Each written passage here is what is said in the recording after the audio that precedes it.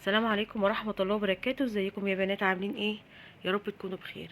النهاردة ان شاء الله هعمل لكم ريفيو عن القلاية الهوائية.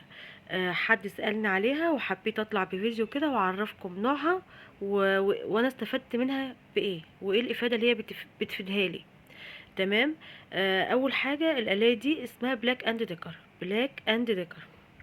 تمام. زي ما انتم شايفين كده هي جواها ستيل. والحلة بتاعتها كبيرة كويسة جدا. وهنا انا بشرح لك ازاي بفصل الحلة عن الجزء اللي تحت ده. في سهم بتدوسي عليه بايدك وبيطلع بكل سهولة بالشكل ده كله. وبعرفك ان هي التنظيف بتاعها سهل جدا. تنظيفها سهل جدا. وبعد كده لما بحب اركبها في مكبس بتركب بكل سهولة. تمام. يبقى احنا قلنا النوع بلاك اند ديكر. هبدأ اعمل معاكي هنا كده البطاطس. جبت البطاطس بقطعها تقطيعة سميكة، مش رفيعة مش خفيفة، يعني سميكة. وبعد كده حطيت معلقة بالظبط من الزيت وبقلب. وبعد كده بحطها في القلاية بالشكل اللي احنا شايفينه ده مباشرة كده. شايفين انا بقول لكم ان هي بتاخد كمية. تمام. ايه فايدتها؟ ان هي صحيه، ما بتاخدش زيت كتير. النوع ده حلو قوي. بنصح اي حد يجيبه. بالنسبه للقلايه في قلايه ادراج. في من القلايات دي ادراج. آه، انا ما حبيتهاش لان بس انا كنت هجيبها. الادراج دي انا كنت هجيبها وخلاص، واتفقت انا وجوزي ان انا هجيبها. فلما راح يجيب القلايه لقي دي، جاب دي. تمام. وخيرها في غيرها بجد، يعني لان ناس كتير قوي ما شكرتش في القلايه اللي هي الادراج. كتير قوي شكر في القلايه اللي هي بلاك اند ديكر دي. وده شكل البطاطس حرفيا لما بيطلع منها. وكمان انا مطلعاها بيضه شويه علشان انا هوكلها لابني، يعني انا عايزاها طريه. فانتوا شايفين الشكل عامل ازاي، يعني هي كده كمان ومقرمشه وكمان بيضه.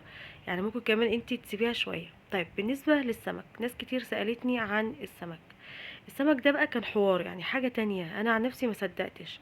اتعاملت مع السمك عادي خالص، ان انا غسلته تبلته وكمان حطيته في الدقيق زي ما انتوا شايفين كده. خلاص دي السمك العادي خالص اهو، ان انت هتقليه في الزيت.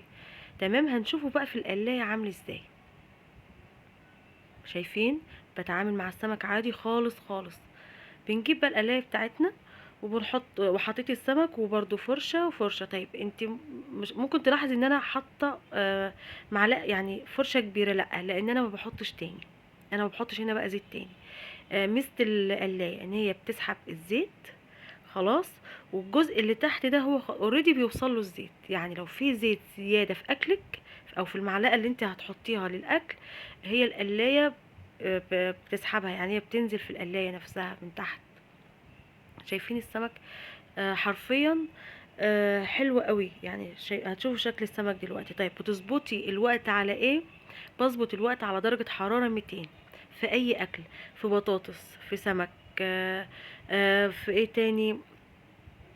في البانيه، في الفراخ. لسه ما جربتش فيها المعجنات بصراحة.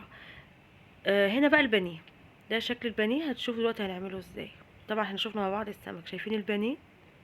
بجيب البانيه بتاعي برضو عادي وبحط في القلاية. وهي فرشة زيت. فرشة زيت على كل قطعة كده، فرشة بسيطة.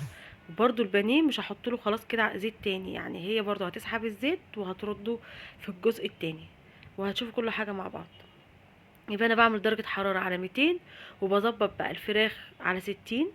السمك على نص ساعة 30. والبانيه برضو نص ساعة على 30 نص ساعة. وانا حبيت النهاردة افيدكم ويا رب يكونوا استفدتوا بالريفيو بتاع القلاية. شايفين عاملة ازاي؟ حلوة جدا. بنصح طبعا اي حد يجيبها. بالنسبة للفراخ انا كنت عاملة فيديو كامل، بس انا حبيت اجيب المقطع. انا حطيت هنا الفراخ بتاعتنا. تمام. وزي ما قلت لكم درجة الحرارة على 200. وبتاخد معايا ساعة. طبعا حسب حجم الفرخة بتاعتك. يعني لو فرخة وسط ممكن تاخد اقل من ساعة، لكن دي كمان كانت فرخة كبيرة. وحرفيا كانت السوا والله العظيم حرفيا كان تحفة. يا رب يكون عرفت افيدك النهاردة. وانصح اي بنوتة كده داخلة على الجواز تجيبها. اهم حاجة ما تنسنيش في اللايك والاشتراك للقناة وتفعيل الجرس عشان يوصلك مني كل جديد. السلام عليكم ورحمة الله وبركاته.